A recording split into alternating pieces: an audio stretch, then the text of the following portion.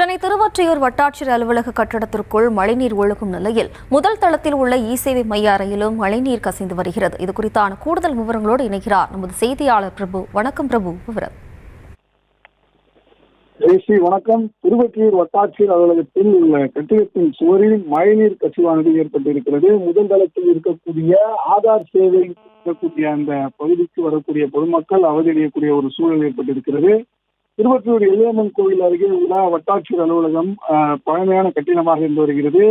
இங்குதான் ஆதார் இ சேவை உள்ளிட்ட ஆவணங்களை வழங்கக்கூடிய சேவை மையமும் இருந்து வருகிறது. தொடர்ந்து பெய்து வரக்கூடிய மழையால் இந்த பழைய கட்டிடத்தின் மேற்கூரையிலும் பக்கவாட்டில் இருக்கக்கூடிய சூரியனில் இருந்து மழைநீர் கசிந்து வெளியேறி வருகிறது.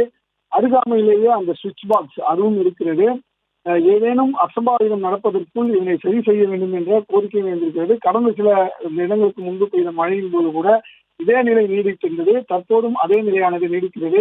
உடனடியாக அதிகாரிகள் உயிரிழப்புகளோ அல்லது அசம்பாவிதங்களோ விபத்துகளோ ஏதோ ஏற்படுவதற்கு முன் இதனை விரைந்து சரி செய்ய வேண்டும் என்ற கோரிக்கை எழுந்திருக்கிறது.